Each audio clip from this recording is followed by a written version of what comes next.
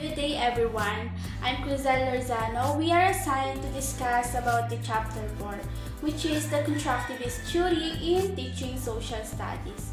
With my members in Group 3, Christine Joy Abadjano, followed by Marinel Santos and Mira Joy de Tablan. So I would like to ask you if you already encountered or if you have any ideas about constructivism. I guess you have the idea about it. So before we proceed to our discussion, let's define first what is constructivism. Constructivism is a theory of learning that has roots in both philosophy and psychology. The essential core of constructivism is that learners actively construct their own knowledge and meaning from their experiences. So we can simply say that constructivism is based on the idea that people is actively construct of their own knowledge so that the reality is determined by one experience as learners. So here the learner use their previous knowledge as a foundation and build on it with the new things that they learn. So everyone's individual experiences have their own unique learning to them. And we can actually connect this constructivism in epistemology. That's why it said earlier that constructivism is both philosophy and psychology, which is we know that epistemology is the study of knowledge. Now, if one is a new or aspiring educator, it is important to get the education and credential one needs. But it's also important to understand learning theories and how they impact his or her students. There are many specific elements and principles of constructivism that shape the way that you are really works and applies to students. Constructivism suggests that the learners is much more active involved in a joint enterprise with the teacher of creating new meaning.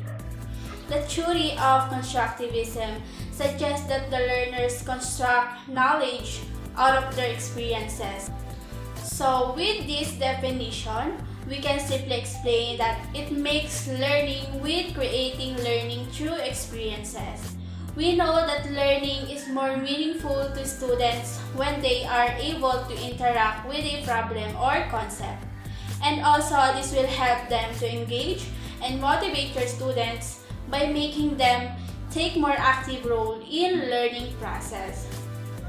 And constructivism is a sort of learner-centered time of teaching, wherein the teacher will let his students to discover possible solution in a specific scenario. For example, your teacher asks your group to do a role play about behavior learning theory. So, bibigyan kayo ng topic, then kayo na yung bahalang gumawa ng mga scenario which is related to the topic. Para makagawa kayo ng mga scenario, magbi-brainstorming na kayo at i-collect nyo yung mga ideas ng bawat isa. So, after nun, na-collect nyo na yung mga ideas. Then, you will be present or performing to the class with this. Para we construct different ideas to perform a new one or a new scenario. I have said earlier, role-playing and learning group workshop are some example of constructivism. Why role-playing and why workshops? Role-playing allows students of their children to gain a better understanding of any given scenario or any given topics because it gives them the opportunity to see things from a new perspective and use their mind to work through them. With this, makikita natin yung constructivism process. Second is the learning groups or workshop. Brainstorming is the best example here. We can come up a new idea or reconstruct a new idea by collecting their different thoughts and opinions about a certain problem. Dito naman natin makikita yung constructivism process. Now we have constructivism, a learning theory. Let's start it. Learning or knowledge is constructed. So this is the basic principle of constructivism, which is knowledge is built upon other knowledge. So students take bits and pieces and put them together in their own unique way, building something different than what other student will build.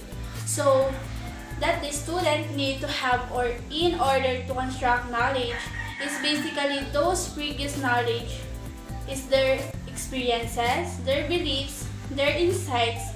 Now, those four are all important foundation of their continued learning or for the student continued learning. Now, for number 2, people learn to learn as they learn. So, ito naman, if learners or learning involves constructing meaning and system of meaning. So, I would like to give an example. For example, in history, someone is learning the chronology of dates of series of historical events. At the same time, they are learning the meaning of chronology. Upon learning, they are learning something new. And another example, someone is writing a paper about history. They are also learning principles of grammars in writing as well. Each thing we learn give us a better understanding of other things in future. Again, this is learning or people to learn as they learn. Now let's proceed with number 3. Learning is an active process.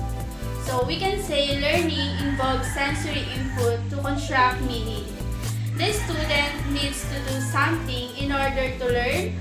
Also, it is not therefore a passive activity. The student will not just sit in the classroom, but the students need to involve in learning. Students also need to engage in the world. So they are actively involved in their own learning and development. Because we can say that one cannot just sit and expect to be told about the things that they need to learn. And they need to accumulate as their information. So with this, students need to engage in what? In discussion, in reading, in activities. So again, learning is an active process. For number 4, learning is a social activity. So with this, learning is directly associated to our communication and connection with other people. Because we know it has impact or it will impact our learning process. Educators are more likely to be successful as they understand that peer involvement in one of the key in learning. Because isolating learnings, it is not best way to help the student learn and grow together. Again, number 4, learning is a social activity. For number 5, learning is conceptual. Now, students learn in a ways connected to things they already know and what they believe. The things they learn and what the point we tend to remember are connected to the things going on around us. Students don't learn isolated facts and curious separate from the rest of our lives. That is why again learning is conceptual. They will learn something that is connected in their personal experiences or something that they already know about it. For number 6, knowledge is personal. We say that knowledge is personal because constructivism is based on one's own experiences and beliefs. So knowledge become a person appear. Each person will have their own prior knowledge and experiences to bring the table. Therefore, the way in things people learn and gain from education will be very different. That is for number 6, knowledge is personal. For number 7, learning exists in the mind. So, on hand, experiences and physical action are necessary for learning. But those elements are not enough because once the student or the learners are use their mind, that is the key to successful learning. Because it needs to involve, or in order for us to do that, the student need to involve activity for their mind, not just our mind. We can also say that mental experiences are needed for retaining knowledge. And lastly, for number 8, motivation is key to learning. What is this all about?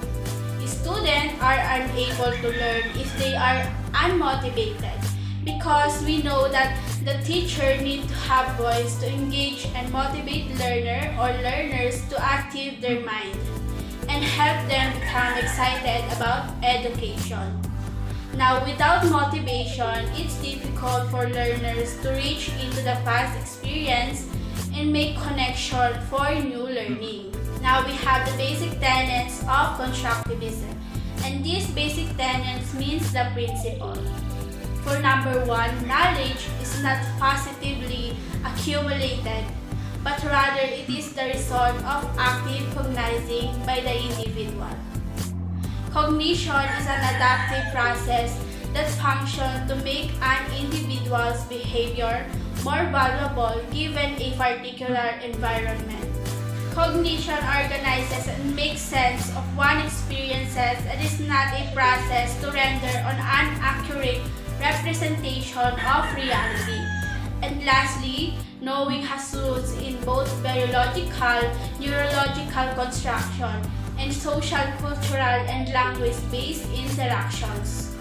The four tenets acknowledge the learner's active role in the personal creation of knowledge, the importance of experience, both individual and social, in this knowledge creation process, and the realization that the knowledge created will vary in a degree of validity as an accurate representation of reality.